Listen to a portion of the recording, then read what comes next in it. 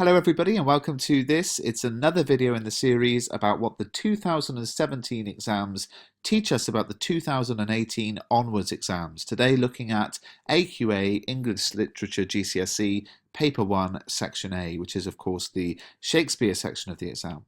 So whether you're taking the exam in 2018 or a later year, this is going to help you because what I'm doing is looking through the examiner's report and picking out the sort of common mistakes students made, helping you with how to avoid them. Now, the good news is there's nothing shocking that came out from this part of the exam. Everything I've gone through in my videos and revision guides will help you, and there's no kind of, oh, I didn't realize that was going to happen. So really, I'm just going to be repeating and going over the sorts of things I've been teaching you in my videos anyway, but let me do that.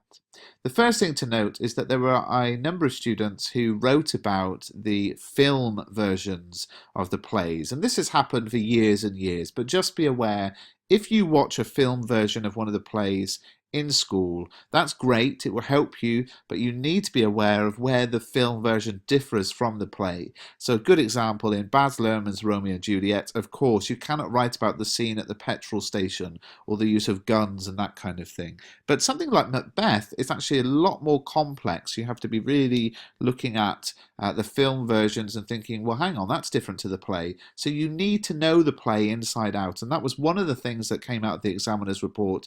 You really need to know your text very well, and that will come through reading the play. And yes, of course, you can watch a film version, but be aware of where the artistic license is taken and the film version differs from the original play. Interestingly, 60% of students wrote on Macbeth, 33% on Romeo and Juliet, which means that just 7% wrote about all of the other plays. So if you're studying Macbeth or Romeo and Juliet, you're going to be in the majority of students around the country.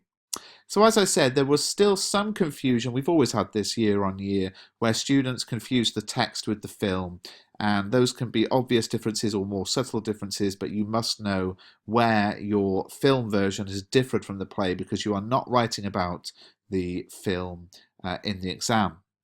Possibly the most important thing came down to the question itself, and I think you need to know that there is a very, very careful process that takes place for writing the questions.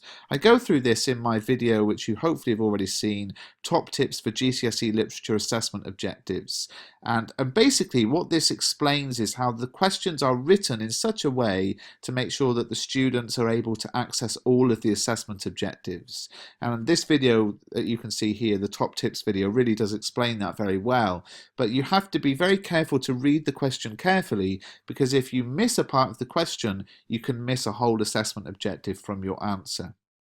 Now, a couple of things that jump out. One of the things about structure, students wrote about where the extract appeared within the whole text and how that's relevant to the question, and that's something I've been talking about in my videos and going through in my revision guide from day one, so that's important. I do want to talk to you about subject terminology.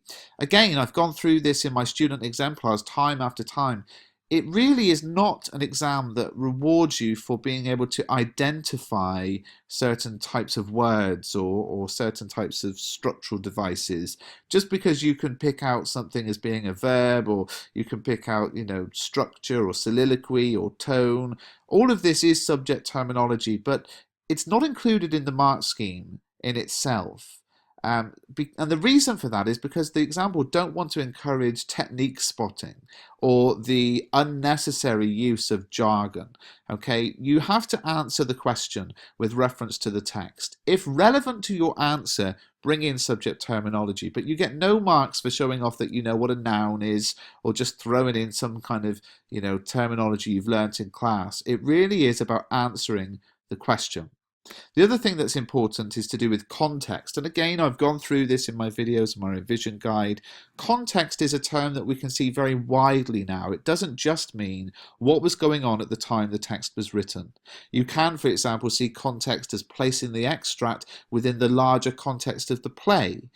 Context covers the literary form or genre, so writing about Macbeth as being a tragedy, that now is assessed as context.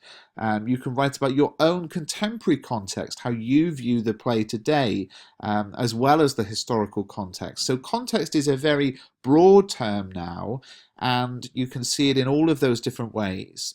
But what a lot of students did was just bolted on these kind of stock phrases about what was going on in Elizabethan England, and that really isn't helpful. Again, it's all about answering the question. If a relevant comment about answering the question would be to bring in context, then that's when you do it. And the final thing is you have to avoid sweeping generalizations and statements such as all Elizabethan women were controlled by their husbands, or all of Shakespeare's England was racist, that kind of thing. These kind of sweeping statements really don't get you anywhere.